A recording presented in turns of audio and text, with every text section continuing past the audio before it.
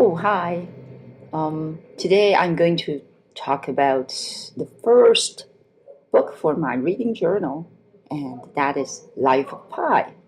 And I suppose everyone knows this book. It's called Life of Pi. Okay. And it's even made into a movie, right? Okay, so I'll first talk about, the foreword and the first five chapters. And it's kind of interesting for me because the foreword itself seems to be a part of the book because the author talks about how he started writing the book.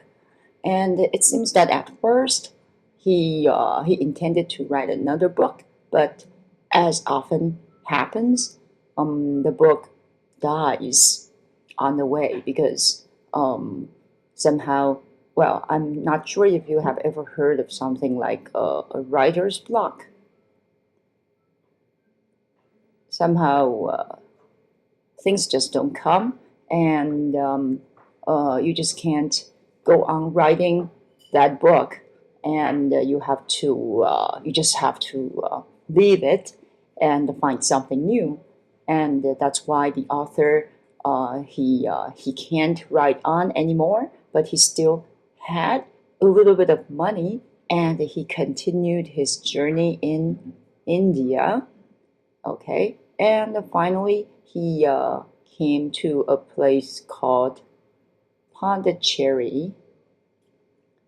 Okay, and he said that it's interesting when he was on his way, when he said that when he said that he was a writer, everyone said, "I have a story for you," and by he was really bored with the so-called stories from people, and when he was in Pondicherry, and someone, an old man said, I have a story for you."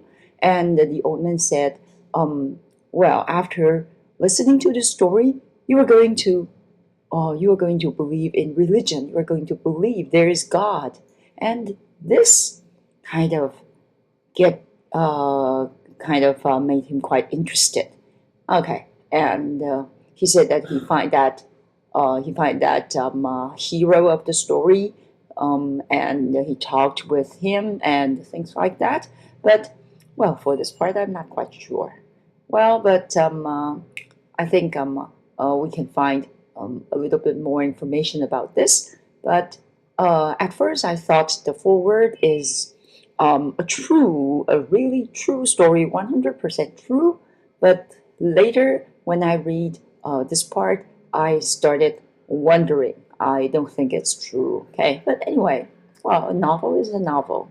Okay, and then of course I started reading, and it's basically about a boy, or it's from the first person point of view of a boy called Pi, or actually his name is Piscine. Okay, and piscine, of course, is the French name for swimming pool. Well, and we'll come to that, well, in a moment. Okay, why is he named as a swimming pool? Okay, and so this is the hero of the story, and he started from, well, his observation of the sloth. And this kind of made me really curious, so I went online and found some pictures of the sloths. And actually, most of the pictures are so disgusting. Okay, and perhaps I found the most disgusting one, or one of the most disgusting, and I put it on my reading journal blog. If you are interested, you can take a look. Okay, and the sloth is maybe the slowest moving animal. Okay, and I'm not sure why. I think he is kind of comparing Sloth with his time on the ship, right? Okay, but Okay, I will know about that later when I read on. Okay, and finally he said that he still remember Richard Parker. Okay, and of course I'm not really someone who knows nothing about this book, and I know Richard Parker is the tiger. Yeah, Richard Parker is the tiger, and as the tiger, as we all know that the Life of Pi is about the boy and the tiger staying or kind of drifting in the boat on the sea for a long time. Okay, and so he said that he still remembered Richard Parker, and okay, and then he mentioned something about his hospital experience when he was saved, I think. Okay, and but of course, everything started at the point of time when he was in college. Yeah, at this point, he's a college student. Okay, and okay, so he's interested in biology, animals. Okay, and also he's interested in religion. Okay, and why is it interested in biology, in animals? Okay, so in the next chapter, he talked about his childhood. It's basically his childhood. Okay, and his childhood is, of course, closely related or kind of very deeply influenced by, well, everyone's childhood is influenced by the family. And, well, his father ran a zoo in Pondicherry. And he kind of, well, Pi, or we say piscine, he, he spent his childhood, spent his time in the zoo all through his, or most of the time in his childhood.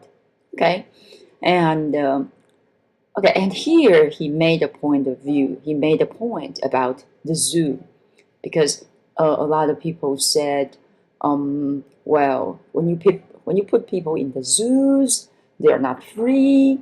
Okay, they lose out a lot of things. Okay, and a lion is no longer a lion. A tiger is no longer a tiger. Okay, and but here he compared animals. Okay, with humans. Okay, and he says that when animals they live in the wild, when they have to kill, for example, okay, when they have to kill for food, or when they have to run very fast, okay, or maybe okay, prey on other animals, okay, they have to do something, for example, pouncing, okay. Well, to pounce is it's a kind of it's a form of attack. Okay, when you suddenly fall on an animal and kill it, okay, fall on someone and kill, okay, that is to pounce. Okay, and we think, wow, this is cool. But he says when animals do this, actually, they do this out of needs. Well, nobody wants to run a lot of risks just for fun, right? Okay, so when animals, well, maybe humans do, huh? Some people do, okay? But when animals, they kill or they do all this, actually, it's out of needs, okay? It's out of necessity. And then he compared animals with humans, okay? And he said, well, if animals, when animals, like us humans, have a place to live and have something to eat, why not? And there are also some animals facing distinctions, we say endangered species, and actually, well, they are well preserved in the zoo, okay? And well, I'm not sure, okay? I still think, yeah, as a human being, I still think it's necessary to run and to move my body, to exercise my brain, okay? If I have a very, very easy life, no challenges, well, I don't know. Okay, and then he talked about his uncle, okay, and his uncle taught him to swim, and his uncle is crazy about swimming pools, about great swimming pools, and then that's why he has his name, La Piscine, the swimming pool, because of his uncle, actually. Okay, but then he mentioned something really miserable, which is, of course, the French people know what piscine is, okay, but when you are English speaking, okay, it just sounds so much like pissing.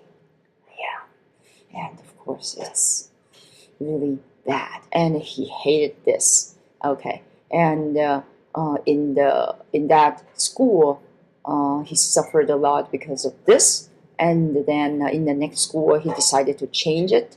And on the first day of school, when the teachers are calling the students, uh, well, he decided to change his fate.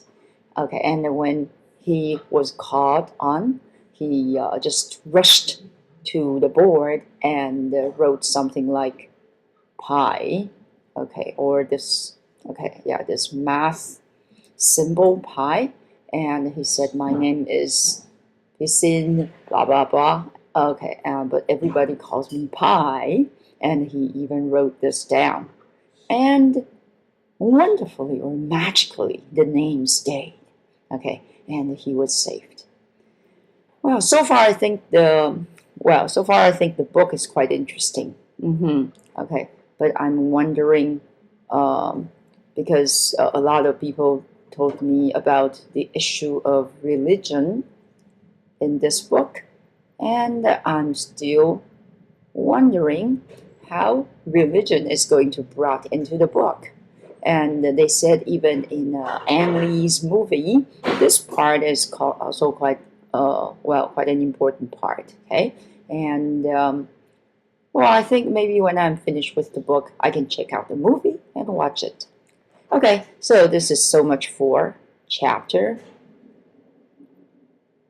Okay, yeah, for chapter 1 to chapter 5.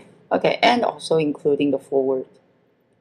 Okay, so much for my first graphic mind map reading journal. Okay, so see you next time. Bye.